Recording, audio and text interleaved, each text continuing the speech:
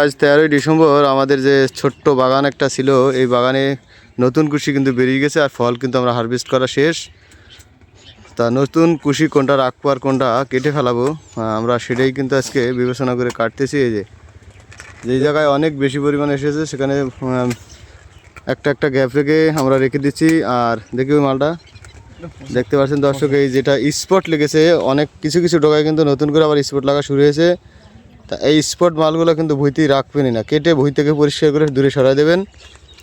আর এই যে বড় কচগুলো যেগুলো হয়ে গেছে এগুলা রেখে দেবেন। আর ছোট কচগুলো যে মাথা বোসা হয়ে গেছে এগুলা রাখা যাবে না। তা আমরা সেই কায়দায় কিন্তু পরিচর্যায় লেগে গেলাম। আবার নতুন করে ইনশাল্লাহ আমরা পরিপূর্ণভাবে আবার এটাকে সেবা যত্ন করে আবার তুলে যত্ন করে তুলে উঠবো, যেন সামনে বছর আবার ভালো কিছু আশা করা যায়। এই বছর ইনশাল্লাহ আমরা কিন্তু ভালো রেজাল্ট পাইছি। তা সেই পরিচর্যায় কিন্তু আমাদের 100 করা লাগবে, কারণ ছোট্ট একটা বইতে কিন্তু আমাদের অনেক টাকা বিক্রি হয়েছে।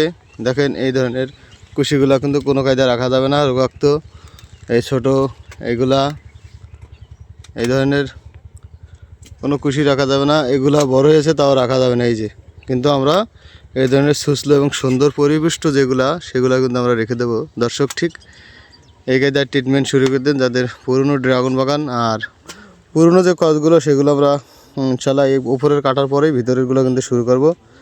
যেগুলো বয়স্ক ডোকা এবং ফল দিয়েছে অনেক দিন সেগুলো আমরা পরিষ্কার করে দেবো একেবারে। তো দর্শক ধন্যবাদ ভিডিওটা দেখার জন্য।